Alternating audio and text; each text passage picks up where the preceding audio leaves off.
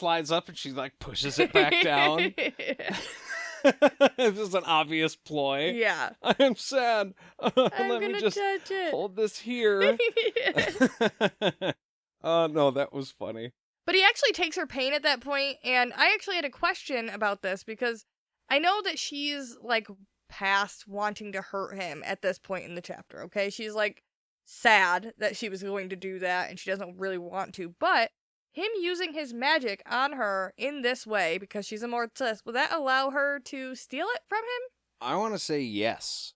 I Because saw this and I thought about this ahead of time, and when you use any sort of magic on a Mord Sith, that's how they are enabled to keep it, to take it and turn it around and use it again. That's the rules as far as I'm concerned. yeah, and I mean, maybe she's not because she doesn't actually want to hurt him now, but that was just my thought, because, okay, I know Richard's thing normally is using the sword, and that would be the sword's magic, but he has another kind of magic, and any other wizard in the world who has magic would be caught if they tried to do something like this to a Mord Sith. I guess only if they wanted to. Well, and the other thing I was thinking of is if he had used his magic on her, right? She has the ability to capture his magic then, but just by using his magic on her doesn't necessarily mean that the other spell is broken. Like, it's still in there. That's a huge risk for him to take, not knowing if she's really still on his side or not. Well, yeah, it implies that... Because bad guys lie all the time. Oh, I'm so sorry, Richard. Let me just get closer to you. Yeah, let me get my hand just right behind your back like this. Yeah, no, but okay, it implies that along with what happens here in a second, what we see, implies that everything's back to normal. Just like regular fairy tale or whatever rules. When you kill the bad guy, all the spells revert back to normal, Right. And everything's fine. The magic light comes and the grass grows and Right, everything's green right. and it's fine. So the magic would theoretically be gone. He wouldn't know that because he knows nothing. He's just working on instinct. Again, here we are with the Flex Seal War Wizard thing, just slapping it on there. Oh, this? No, I can fix this. Yeah, it's gone. We need to sail across the river and all I have is this weird screen door? No problem. Yeah, we're fine. He's the fantasy version of, what's the guy? The guy who can make everything. You know who I'm talking about. Give me a duct tape roll, 2 toothpicks, a candle. MacGyver? Yeah. It's my seeker. Yes, Something. yes. I'll work on it. When he pulls his hand away, she has a new nipple. And she feels like she is waking from a nightmare. See? It's gone. Yeah. Magic's gone. Magic's gone. The nipple's back. Mm-hmm. Okay. I don't need to get too far into this, but dude cut her nipple off. Yep. Right? Gone. Then it goes into the pouch. Mm-hmm. Then she gets healed up, mm-hmm. and it's just a perfect tit with no nip. Mm-hmm. Mound. Okay. But the nipple was actually physically removed. Yes. And then Richard made it appear there. Okay, so is that a healing? Or is he going to be a nipple short from his pouch? I guess. How does this work? I guess it's a healing. Apparently, like, I know we can heal bones and some organ issues, so I know that you can, like, kind of regrow tissue with magical powers. I mean, it fits within the rules of the series. You have to use what's around you. Now, And, nipples... flesh into flesh. Yeah. Seems like it could nipples be done. are technically different than the rest of the breasts around it, so it is a little bit like, you just made a nipple out of nothing. But, again, War Wizard. Okay, final question. Do you feel...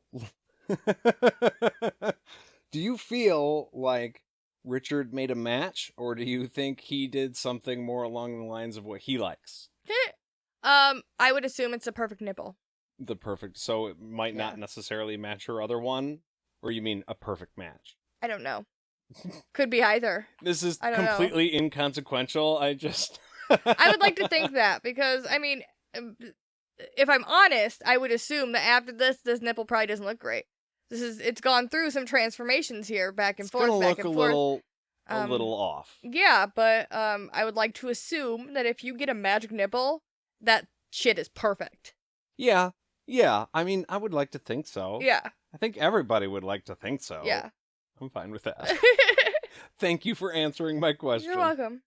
Kara and Reyna then make their presence known and cannot believe that he just put up with her attacking him and he didn't try and kill her, and they're blown away. Yeah, you were just fucking tortured with the Aegil, which, you have PTSD from and you didn't snap, and Yeah. holy shit, dude, you're pretty awesome. We like you. The show us your tits thing, totally forgiven. Yeah. I get it now. It wasn't a weird pervy thing.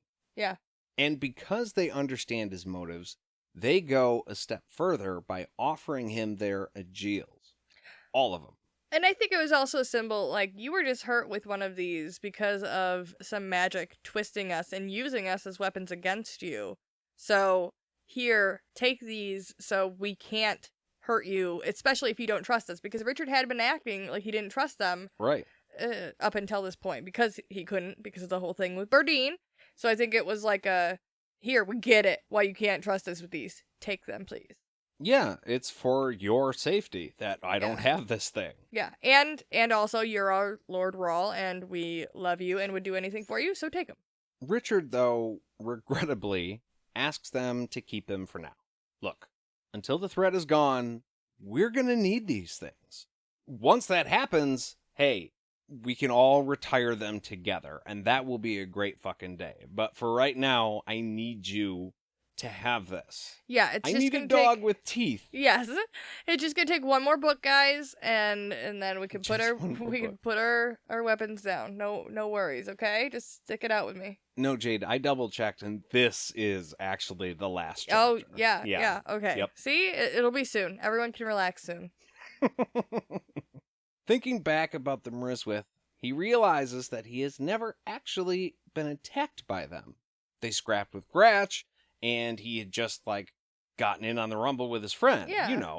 That's how it works. Yeah, they attacked him once he was, attacking them, basically. It was self-defense on their part. Yeah. Well, and it's the Donnybrook rule. If one guy hits your friend, then you go after the one guy. If he's got the same amount of friends, you could square off, right? But you go after the first threat, and you can neutralize that.